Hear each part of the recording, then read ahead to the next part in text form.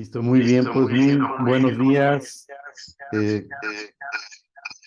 Perdón. Muy buenos días, muy buenas tardes o buenas noches, dependiendo de la hora en que ustedes nos estén acompañando. Y bueno, pues comentar un poquito en relación a este tema, ¿verdad? Les damos la bienvenida a este tema que es lo de la formulación magistral, ¿no? Este tema que de alguna forma u otra, pues no hemos explorado todavía en el podcast. Entonces, para empezar, bueno, le mandamos un abrazo a la doctora Fabi. Ella por cuestiones de su familia no nos acompaña el día de hoy, pero bueno, pues, esperemos que todo salga muy bien y que pronto esté con nosotros de vuelta.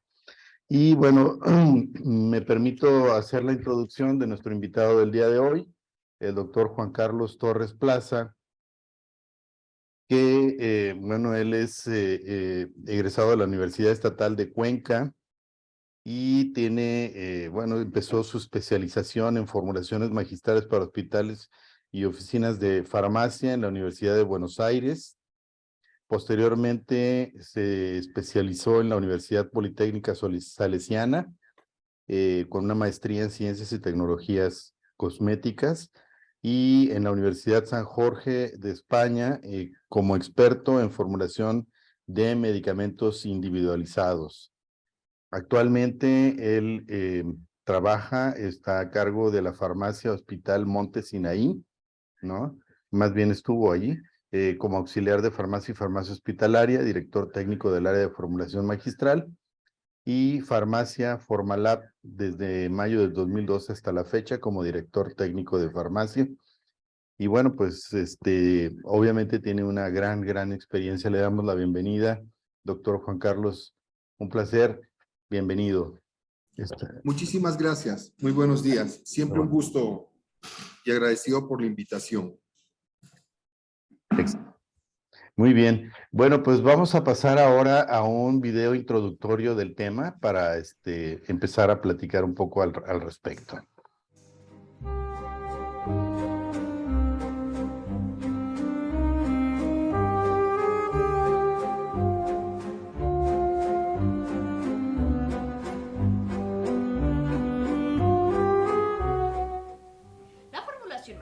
Son aquellos medicamentos cuyo fin está destinado a cada paciente de forma individual. Lo preparan los farmacéuticos a fin de cumplir de manera expresa una prescripción facultativa detallada de las sustancias medicinales que incluye, según las normas técnicas y científicas del arte farmacéutico, dispensando en su farmacia o servicio farmacéutico y con la debida información al usuario. La formulación magistral permite preparar diferentes medicamentos destinados a un paciente individualizado y además que no pueden ser tratados con una especialidad farmacéutica, medicamentos industriales. Se precisan fórmulas magistrales cuando un producto no se fabrica, ya sea por no ser rentable o carecer de estabilidad, entre otros motivos. En caso de desabastecimiento de un medicamento concreto, en caso de precisar la combinación de diferentes principios activos, cuando la dosis prescrita no es la estándar, en casos donde es necesario adaptar ciertas características al producto, características organolépticas como olor, sabor, etc. Si la forma de administración solicitada por el médico no está disponible, en casos donde se necesitan fórmulas especiales por alergias, pieles atópicas, intolerancias alimentarias, sensibilidad química a diferentes productos, entre otros. Son frecuentes las fórmulas magistrales utilizadas en pediatría, adaptando el medicamento a fin de ser más agradable para los pequeños o ajustando al miligramo la dosis del médico. En resumen, las fórmulas magistrales son una herencia de nuestros antepasados presentes en nuestro día a día. Pregunte siempre a su farmacéutico. Él le informará sobre estas y otras cuestiones sobre la salud y los medicamentos.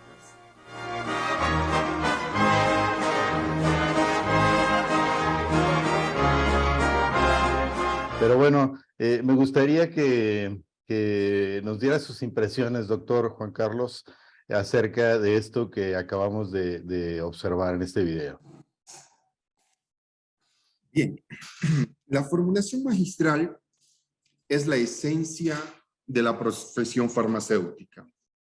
Alguna vez leía algo de los inicios de la formulación magistral y en Europa los primeros que empezaron elaborando medicamentos eran las personas que tenían a cargo los jardines y ellos cultivaban todas sus plantas a las que le atribuían propiedades terapéuticas. Asimismo, en nuestra América estaban nuestros chamanes, muy típicos de la cultura para nosotros incaica, para ustedes también los mayas, tenían muchas propiedades. Voy a hacer un breve paréntesis de la historia. Hacían el comentario de que cuando llegaron los españoles acá a América, ellos eran presa de la malaria, ¿sí? Y a medida que ellos fueron socializando con nuestros indígenas, ellos cuando tenían fiebre por las picadoras de los mosquitos, les daban unas infusiones de la cinchona, que es la quinina, y con eso podían paliar todos sus síntomas. Entonces es una profesión, el arte de elaborar medicamentos está a lo largo de toda la humanidad. Es muy importante porque nos hace tan diferentes de la industria. Nosotros personalizamos las dosis, los medicamentos, mientras que la industria solo hacen sus volúmenes. Ellos no, la industria es muy difícil que esté frente al paciente. Nosotros lo hacemos. Correcto, ese es un buen punto. A final de cuentas, lo más importante de nuestra profesión es atender al paciente directamente, ofrecerle soluciones para su salud, ¿no? Y pues la formulación magistral es la síntesis de todo ello, ¿no? A final de cuentas, estamos hablando de un medicamento totalmente individualizado, es personalizado para las condiciones específicas de esa persona. Vamos a ver ahora un poco de lo que nosotros denominamos la voz del paciente, que son pues algunas inquietudes que precisamente tienen las personas respecto a este tema.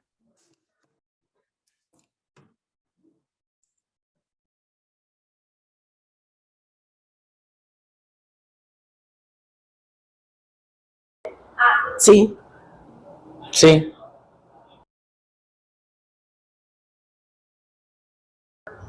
sí, pues no. Bueno, sí que me den un medicamento que sea así, no. es la fórmula que invierten, es lo del medicamento que trae uno a invertir a líquido. No. Ah, sí, las que pasan vendiendo como cápsulas de tiburón y que no sé qué. Y pues dicen que es una fórmula magistral, pero pues no sé qué sea.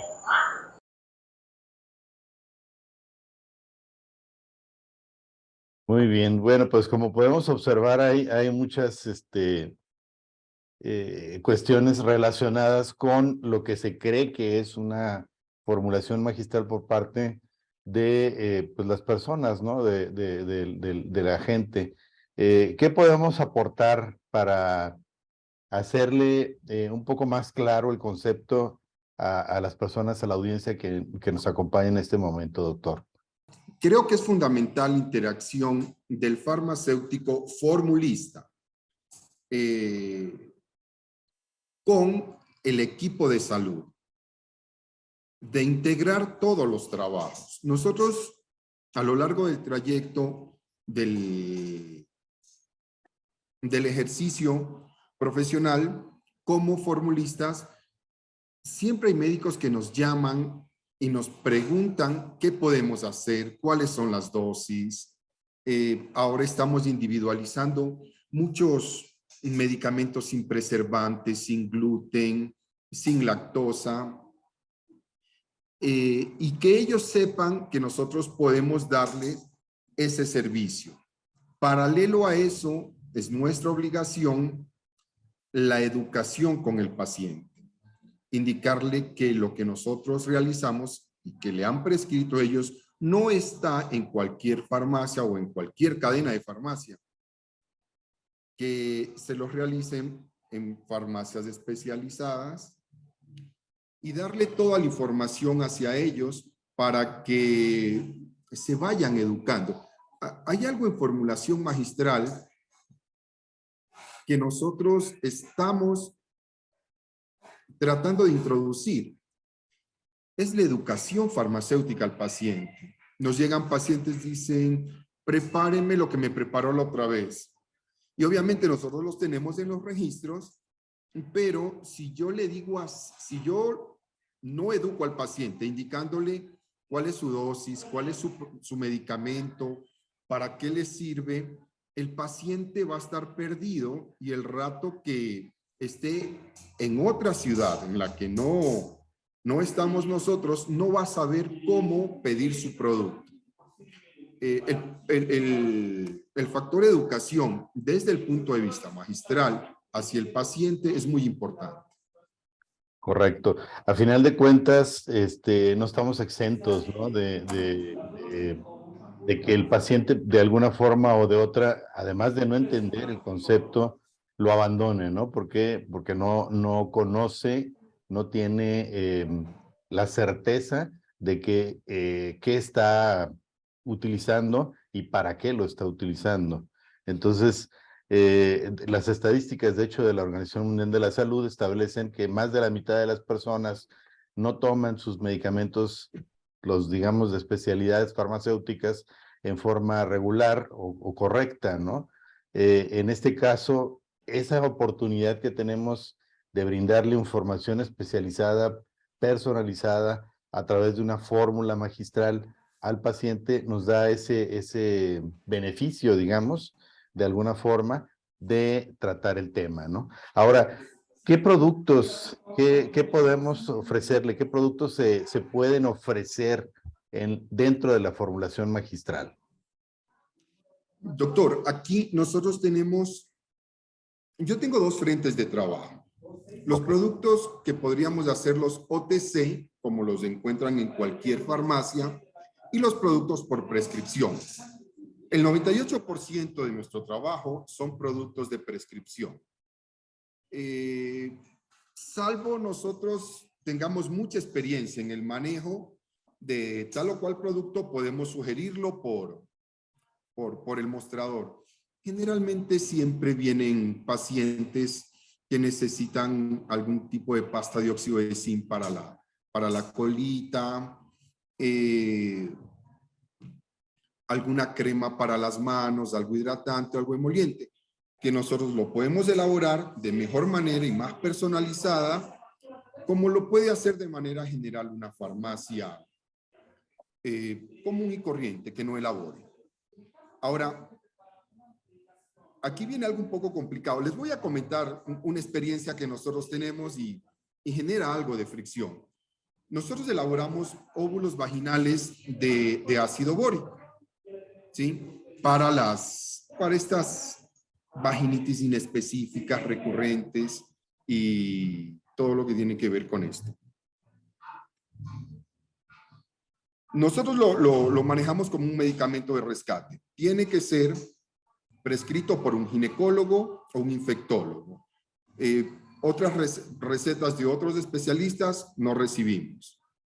Y hemos ido incluyendo otro tipo de condiciones en la que también tenemos que ir orientando al médico.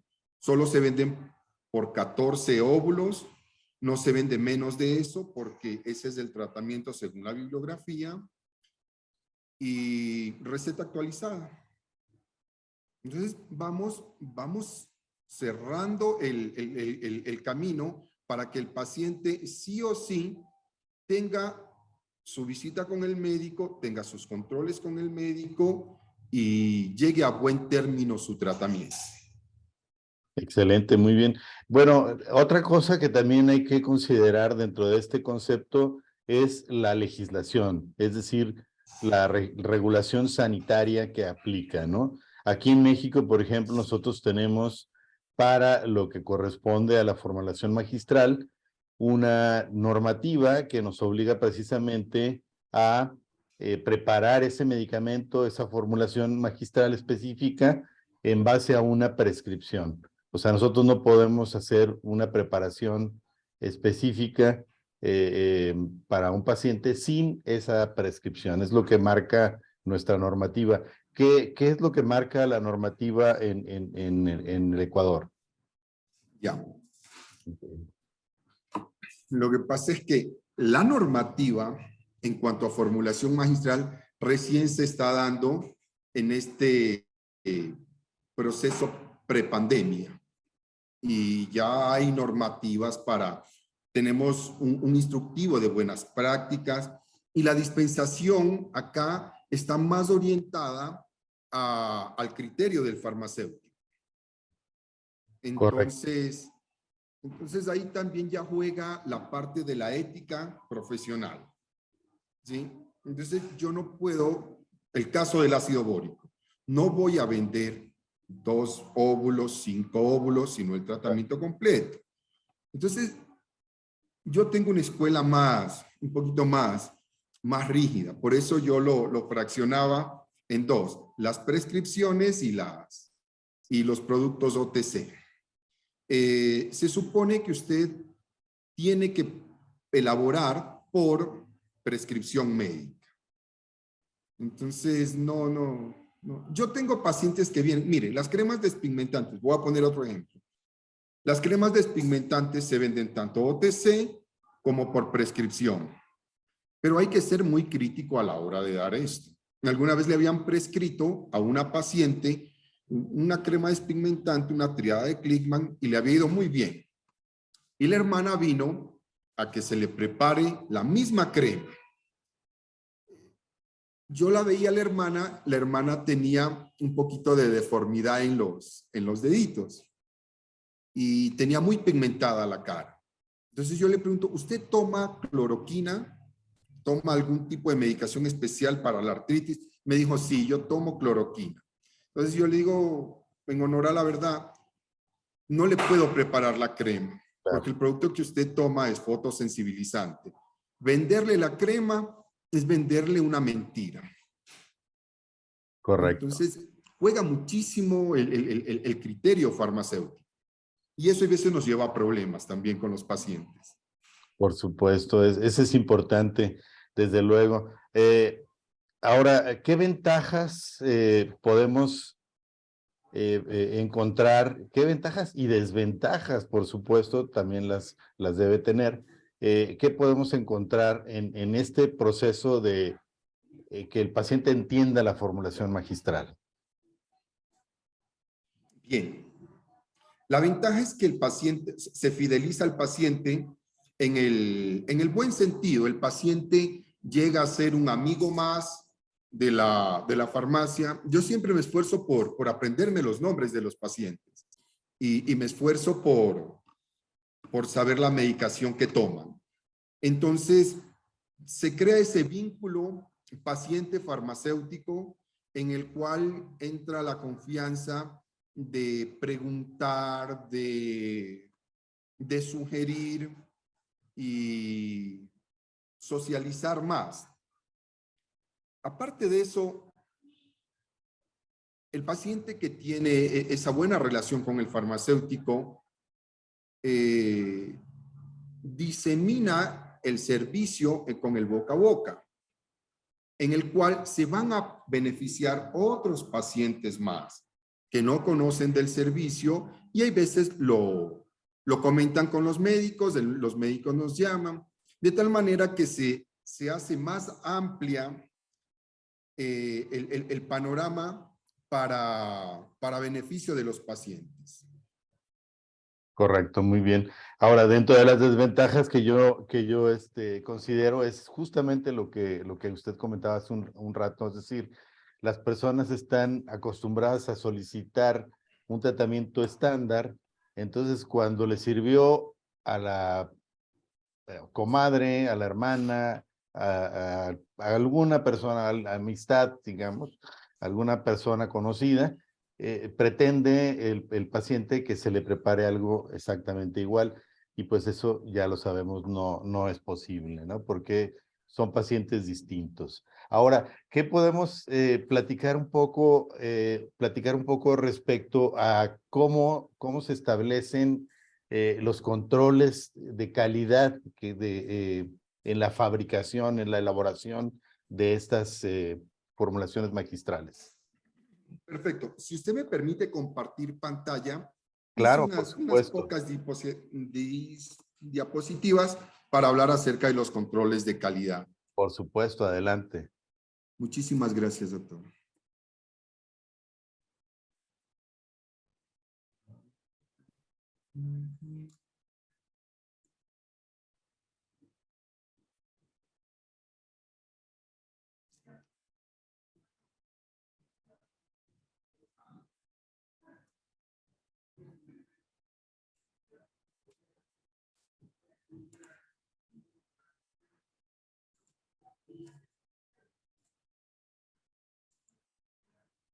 De hecho, ahí ya observamos la ¿Ya? presentación. Perfecto. Hablábamos un ratito de los entes reguladores. Acá hay algo que se llama, es un ministerio, es el Ministerio de Salud, y el Ministerio de Salud tiene algunas divisiones. La que regula la parte de farmacias y por ende la parte de formulación magistral es una entidad que se llama ARSA. Ellos tienen un instructivo de buenas prácticas de preparaciones de farmacia, de preparaciones magistrales y oficinales en farmacia, muy independiente de los requisitos que debe cumplir como farmacia la institución.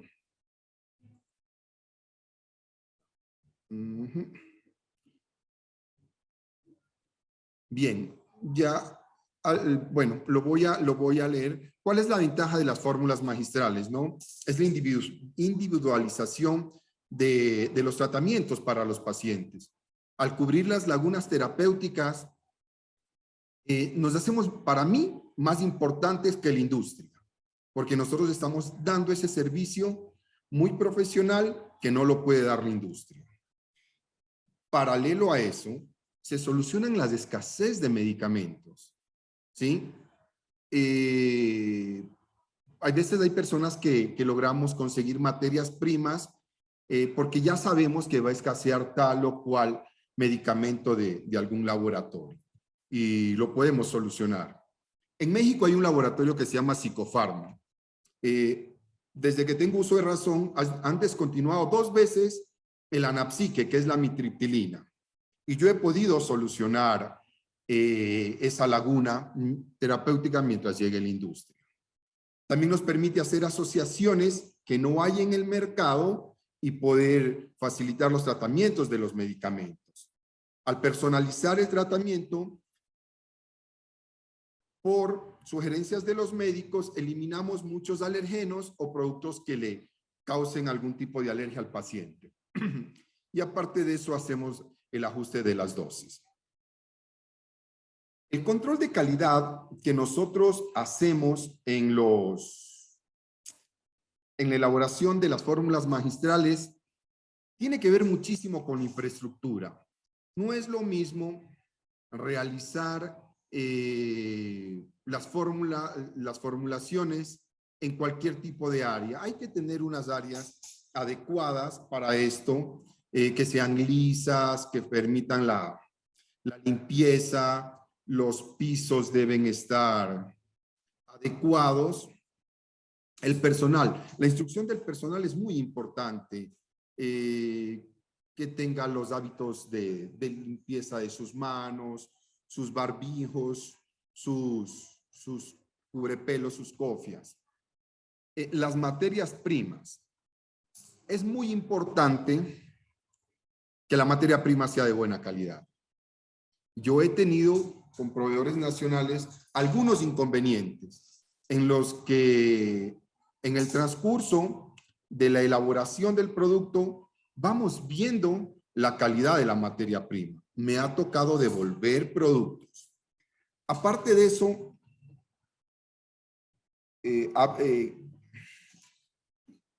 hemos tenido ocasiones en que en los proveedores, como dentro de las casas de los proveedores de materias primas, no hay farmacéuticos o personal calificado, nos cambian las materias primas. Alguna vez yo pedí hidróxido de aluminio y me mandaron clorhidróxido de aluminio.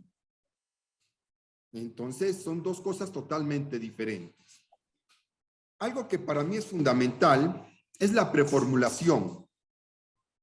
Dentro de la preformulación es cuando nosotros vamos a ver los activos y los excipientes que son compatibles con la formulación. Todo está descrito en los libros de referencia. Luego nosotros haríamos los protocolos de elaboración, la trazabilidad, que es muy importante, que a posterior es la reconstitución de todo el proceso de elaboración de la formulación. En el producto terminado, hacer los análisis del caso, y algo que lo pongo a manera de opción son las pruebas de desafío, ¿sí? Para estar seguro, que su producto pueda ser analizado en cualquier laboratorio y que cumpla las condiciones, ¿sí? Si nos ha salido bien, qué mejor. Pero si es que no está cumpliendo con los controles de calidad que se exigen, que se haga las enmiendas del caso. En las fórmulas orales, los controles de calidad que nosotros siempre hacemos están orientados hacia el pH, el volumen final, los caracteres organolépticos y la limpidez o la opalescencia del producto según sea solución o sea suspensión. Aquí para mí es muy importante el pH, porque el pH va a definir la farmacocinética y la farmacodinámica del producto. En síntesis, su biodisponibilidad. En las cápsulas, yo solo hago cápsulas, no hago tabletas. Siempre se hace los controles de los caracteres externos, que estén en buenas condiciones las cápsulas, que no estén rotas, que no tengan ningún tipo de efecto. Se hace control de peso, y el control de peso le ponemos mucho más énfasis a los productos que tienen estrecho margen terapéutico, como los anticoagulantes, los inmunosupresores, las hormonas, y bueno, tal vez se me escape algo de ahí. Le hacemos un pequeño control de calidad en el proceso de desintegración para ver en cuánto tiempo la cápsula se desintegra y pueda ser absorbida. Algo muy importante aquí para mí es hacer la clasificación biofarmacéutica del activo. No todos los activos pueden ser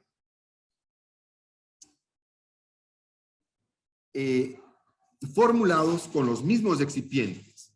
Entonces, para cada clasificación biofarmacéutica hay sugerencias de excipientes para que mejore la biodisponibilidad de estos. Y en las de uso externo, lo que siempre se hace es un control de peso, el pH si es que así lo desean, la homogeneidad del producto, los caracteres organolépticos. Eso fue una pequeña remembranza de lo que nosotros hacemos en cuanto al control de calidad de nuestros productos.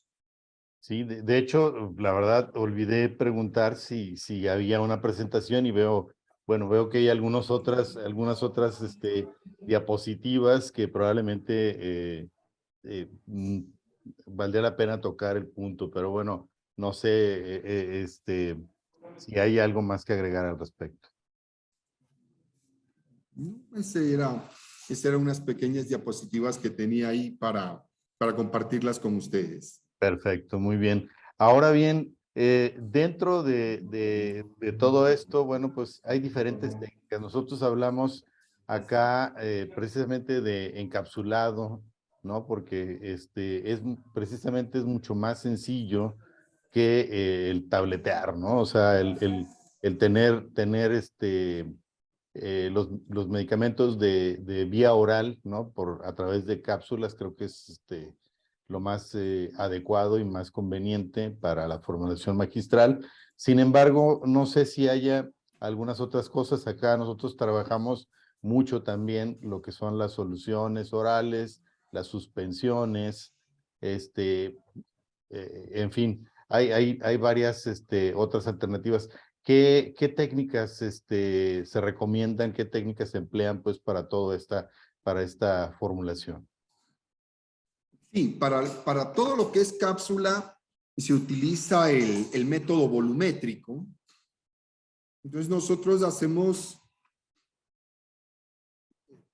el cálculo del principio activo con el excipiente adecuado, lo llevamos al volumen según la cápsula que queremos utilizar, y después se procede a encapsular.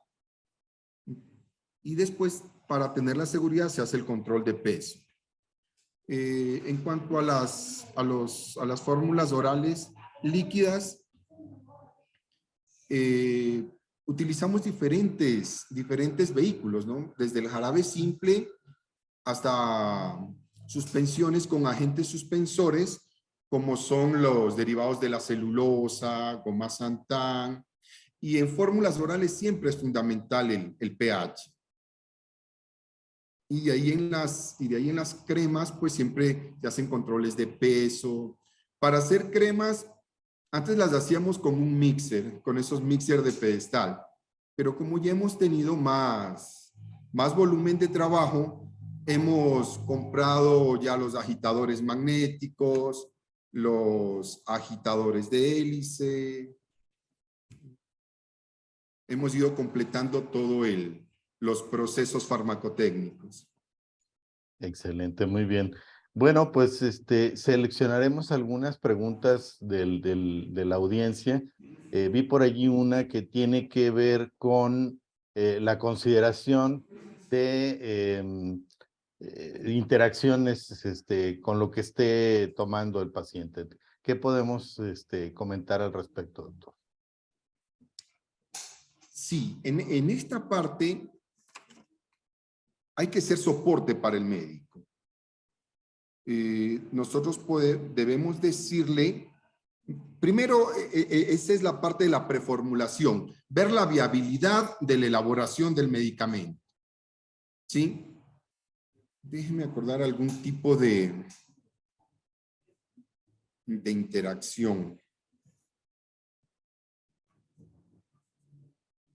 Mire, el caso que yo les comentaba de la paciente que usaba medicamentos para su artritis, era en vano darle el producto.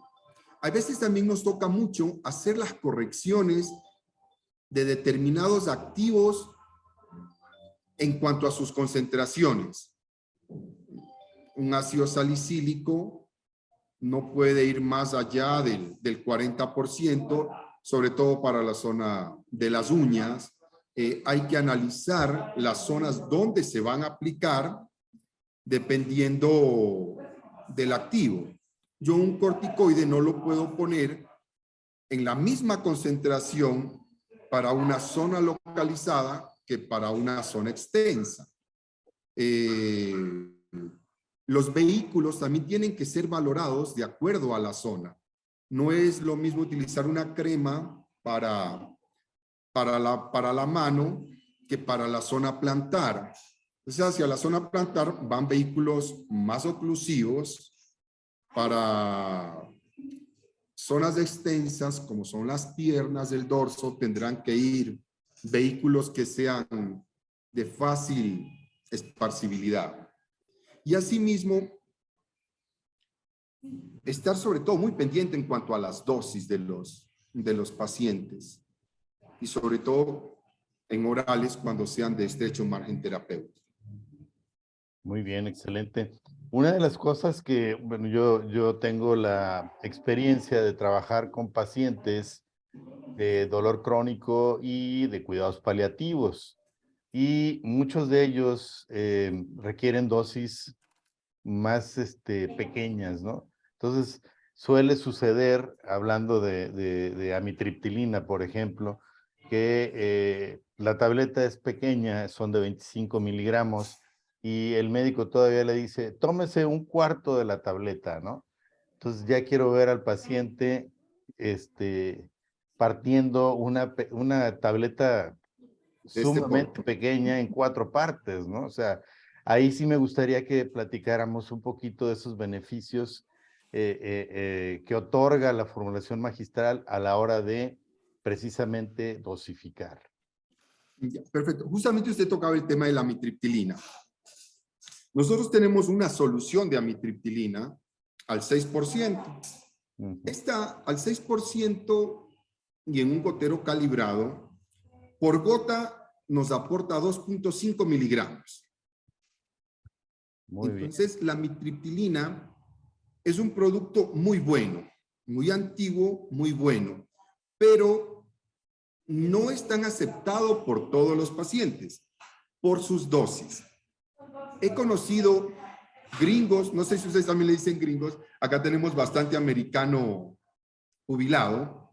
Sí. Tuve una vez un paciente que se tomaba 100 miligramos de amitriptilina y me tocaba hacerles unas cápsulas de 100, verás, se tomaba 100 miligramos de amitriptilina y algo así como 200 de la motrigina. Era un paciente terminal, ¿sí?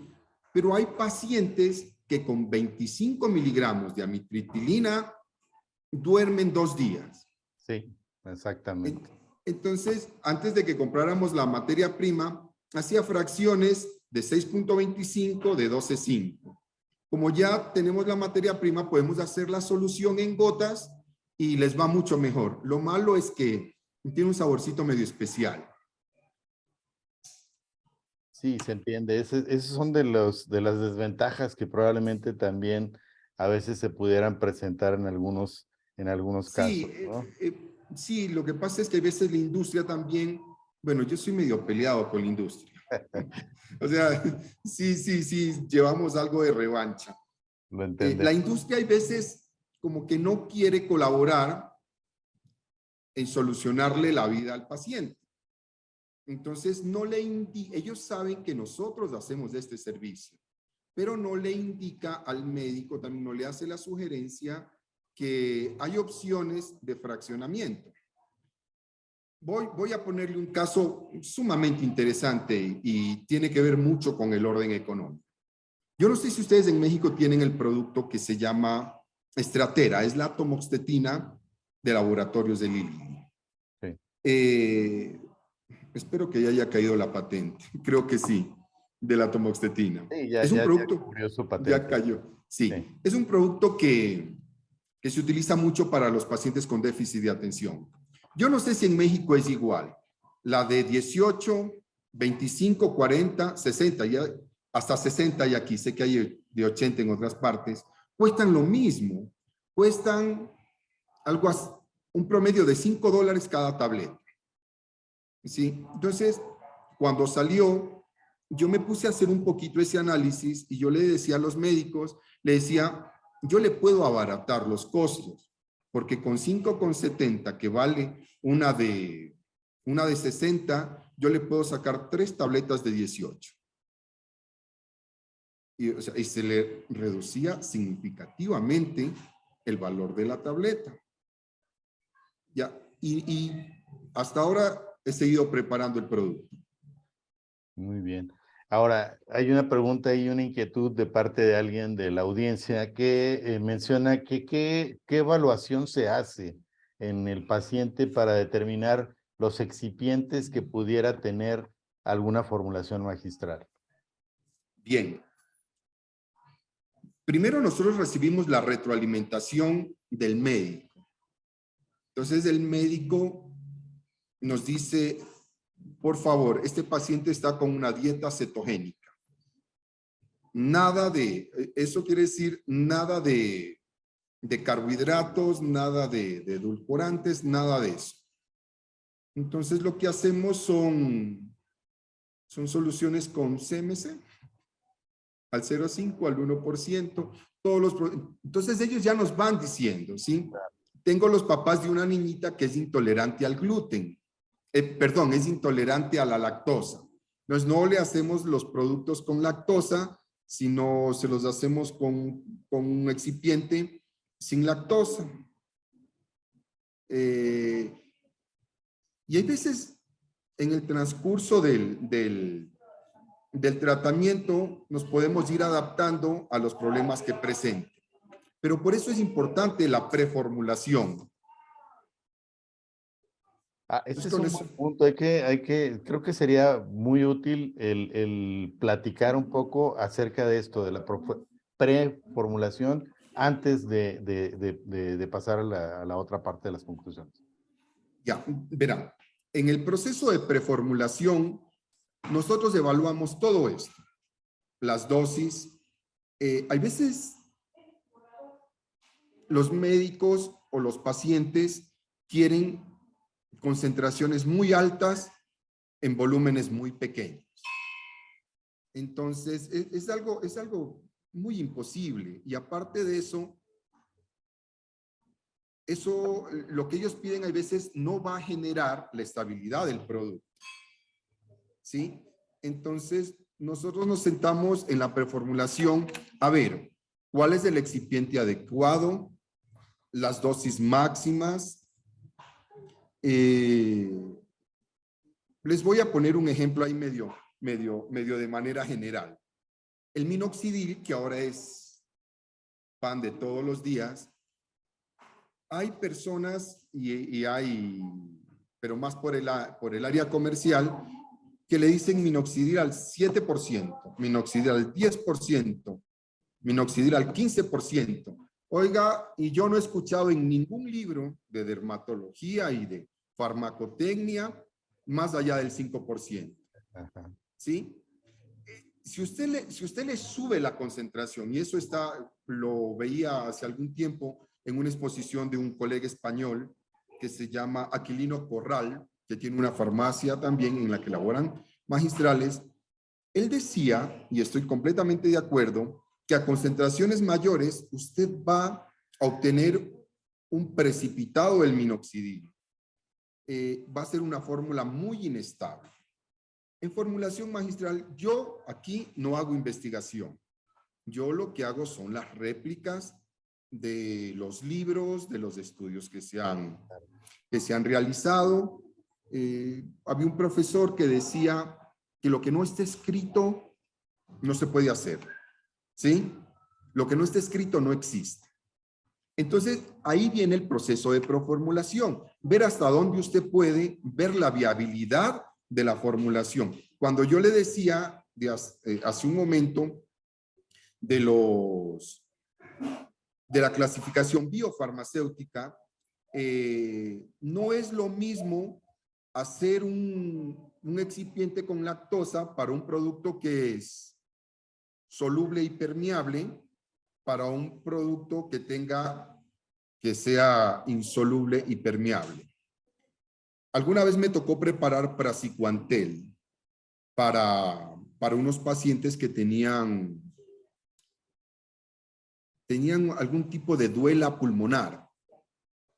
Y me puse a revisar y no era el excipiente de lactosa simple. Era un producto que debía tener lauril sulfato, que debía tener otros excipientes que permitieran tal vez emulsificar un poco el producto para que sea mejor absorbido.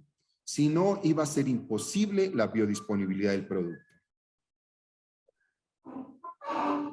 Muy bien, aquí tenemos otra pregunta. Dice, doctor Juan Carlos, muy buena presentación. Como farmacéuticos en el área de farmacotecnia, a veces no se considera la educación sanitaria y la evaluación de la prescripción. En México, como se comentó, que se debe de prescribir por un médico, pero a veces no se considera la fisicoquímica y la biodisponibilidad junto con permeabilidad. Excelente plática. Solo quisiera saber cómo realiza la prueba de calidad del tamaño de gotas y la clasificación biofarmacéutica en formulaciones magistrales. Dieguito Salvador, un buen farmacéutico. Espero nos veamos para fin de año, Diego, y tengo que irme a Campeche, verán. Dieguito, a ver, voy a revisar lo que tú me dices.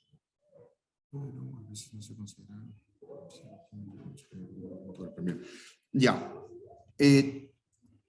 La pregunta está enfocada a la clasificación biofarmacéutica. ¿Sí? Aparte de la clasificación biofarmacéutica de los fármacos, también hay una sugerencia de excipientes para las diferentes clasificaciones biofarmacéuticas de los fármacos. Eso está dado en los libros, eso está ahí. La clasificación biofarmacéutica en los comprimidos o en las cápsulas, para mí es tan importante como el pH en las formulaciones orales. De eso depende el éxito de la formulación. Correcto.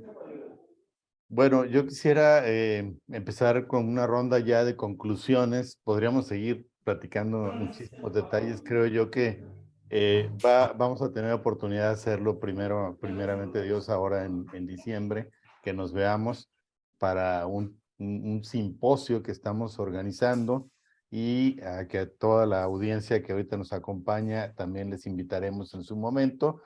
Y bueno, para hacer un poco de conciencia, a mí me gustó mucho el concepto de que no se les puede preparar todo.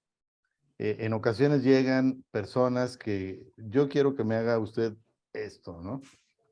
Y pues no existe en la bibliografía nada relacionado con esa información o esa formulación, ¿no? Entonces, es difícil a veces plantear este tipo de cosas a las personas, a los digamos, usuarios que nosotros consideramos, porque no lo entienden, ¿no? No entienden este concepto de que, bueno, pues si ustedes elaboran esto, ¿por qué no me elaboran esto que yo estoy solicitando, ¿no? Ahí es importante cómo abordarlo, cómo platicarlo, y pasar a esa parte, ¿no? Esa parte, cómo tratar a todas estas personas con esas inquietudes. Sí, eso es muy importante. Tiene que ver mucho también con la formación y con el aporte que usted da a los pacientes. Yo logré entender con el tiempo, con los casos clínicos y con la interacción también con los infectólogos, que realmente el ácido bórico es una medicación de rescate. Verá, 21 tabletas, 21 óvulos, 14 óvulos de ácido bórico valen $28. Cuando el paciente se hace refractario al tratamiento de ácido bórico, créame que la siguiente formulación tiene un costo de más o menos unos $1,000. Es una crema de anfotericina con flucitocina. No es lo mismo $28 que $1,000. Es una manera también de cuidar hasta cierto punto la economía de los pacientes, con la parte honesta, pero hay que ser un poco enérgico y crítico a la hora de orientar al paciente. Correcto, coincido al 100%.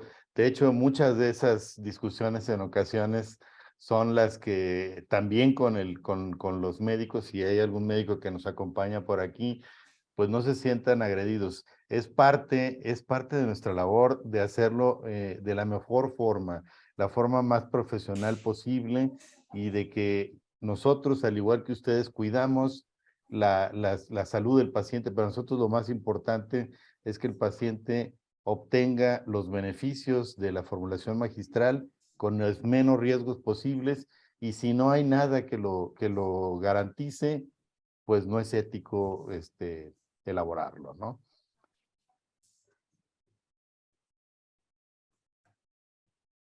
Sí, la ética juega un papel muy importante.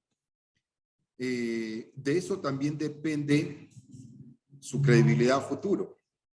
¿Sí? Si usted entrega algo que no le va a funcionar al paciente, que no va a cumplir para su cometido, no lo venda. Nosotros los farmacéuticos que elaboramos nos enfrentamos a algo muy importante que tal vez nos merme el trabajo en todo sentido. Son las personas que elaboran al margen de la ley y las personas no idóneas para la elaboración. Voy a hacer un paréntesis chiquitito que nos pasó en la época de pandemia. Me vinieron a ver muchos amigos para elaborar gel antiséptico de alcohol al 70. Entonces, era tentador porque no sabíamos cuál era el escenario que nos venía. Pero con un poco de tranquilidad me puse a pensar. En este proceso van a haber muchas personas inescrupulosas que van a vendernos cosas que no son. Y en efecto, cualquiera elaboraba en la casa, en el garaje. Había gente que hizo un pequeño análisis muy superficial de un etanol y de un gel de etanol que tenía un 30% de alcohol. ¿Sí? Me vinieron a buscar para que elaboremos en masa, pero también me puse a pensar que si es que me ponía a elaborar eso, me encaramelaba haciendo eso y dejaba de lado la parte más importante de mi trabajo. Entonces decidí que no. Al poco tiempo no había alcohol, no había envases y para el colmo, cualquier cantidad de gente que lo que elaboraba no era alcohol desinfectante. Sí, por desgracia, ese tipo de experiencias también la vivimos aquí en México y yo creo que probablemente en muchos de nuestros países, ¿no? de América. Bueno, me gustaría ya pasar una ronda final de conclusiones para ir viendo otros temas. Entonces, por favor, doctor, ¿qué conclusiones podemos mencionar para nuestra audiencia? Bien. La formulación magistral es un área de la farmacia, de los servicios farmacéuticos muy importante, porque personaliza a cada paciente. Es importante acudir donde existan establecimientos reconocidos con la experiencia del caso. No todos los establecimientos pueden hacer las diferentes formas farmacéuticas. ¿Sí? Eso es importante. Ya los colegas farmacéuticos que hacen o que se están iniciando, hay que estar seguro. Si usted no lo puede hacer, derívelo donde usted sepa que lo puedan hacer bien. Un medicamento no es un juego. Un medicamento comprende el bienestar o el deterioro de la salud de un paciente. Otra conclusión a la que he podido llegar y a manera de sugerencia es que se creen redes de colegas farmacéuticos en las que pueda haber un intercambio de la información. Eso es muy importante. A veces me piden a mí productos que son del área de laboratorio clínico, soluciones. Entonces, yo no hago eso. Yo siempre los derivo donde las personas que hacen. ¿Por qué? Porque como ya lo vienen haciendo mucho tiempo, ellos saben cuáles son los mejores productos para eso. Otra conclusión que podría dar a los pacientes, si en esta sala hay pacientes consulten con sus farmacéuticos. Sus farmacéuticos están capacitados para darle la mejor orientación. No nos olvidemos que el primer servicio de salud que acude el paciente es a la farmacia. Y por ahí van a tener las orientaciones del caso. Totalmente de acuerdo. Sí, y si hay estudiantes de farmacia, es una muy bonita área, pero es un área de constante capacitación, de mucho criterio, y no es algo que se aprende de la noche a la mañana. Hay que tener tiempo, hay que dedicarse a investigar, a solucionar. Pero esto se puede mejorar con esta red de contactos, de personas que ya tengan experiencia y podamos ir orientando al resto.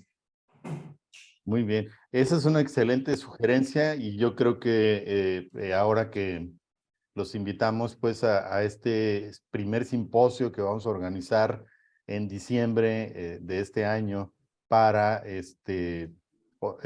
pues vernos y platicar respecto a temas que se relacionen con todo esto. Pues la verdad es una magnífica oportunidad pues de crear esos vínculos, de crear esas redes para entre todos, ¿no? Tener una mejor, un mejor desempeño profesional, ¿no? Esa sería la invitación. Pues, doctores, ha sido un placer, le agradezco de veras muchísimo el tiempo que nos ha dedicado el día de hoy. Teníamos por ahí tenemos una sección que se llama el baúl del boticario, donde íbamos a hablar un poquito de estas cosas que tenemos aquí, pero honestamente creo que es más benéfico pues el compartir este tipo de experiencias que nos unen, ¿no? Y entonces, pues agradecerles si tiene algún comentario final y adelante, por favor. Nos vemos en diciembre. Eso es lo más importante. Yo recomendaría para el simposio de diciembre hacer unos pequeños talleres de diferentes formas farmacéuticas. Esta parte siempre es mucho más entendible cuando usted está en la parte práctica. Pero yo encantado de compartir con ustedes. Sí, tenemos esa intención de hacer precisamente con estudiantes de farmacia una especie de tour, ¿no? En donde vengan acá a farmacia, ¿no? A poder practicar, a poder observar cómo se hacen este tipo de técnicas y cómo se deben de elaborar las cosas con esas normas de calidad y con esa ética que hay que llevar a cabo, ¿no? Pues ha sido un placer, doctor. Muchísimas gracias. Muchas gracias a todas las personas que nos han acompañado el día de hoy. Los invitamos a nuestro siguiente podcast. Vamos a descansar un par de meses por allí y regresamos con otra temporada, otras grabaciones más, algunos otros temas. Si tienen algún tema que les interese que lo tratemos, pues aprovechen, suscríbanse a todas las plataformas que tenemos, ¿no? Tanto en Facebook como en YouTube, etcétera. Suscríbanse, compartan sus intereses, los temas que ustedes desean que platiquemos. Y bueno, pues nos vemos en la próxima. Nos vemos en diciembre, primero Dios. Los invitamos a que participen en este simposio. Que estén muy bien. Muchísimas gracias. Muchas gracias a todos. Una buena tarde. Hasta luego. Hasta luego, doctor. Pase bien.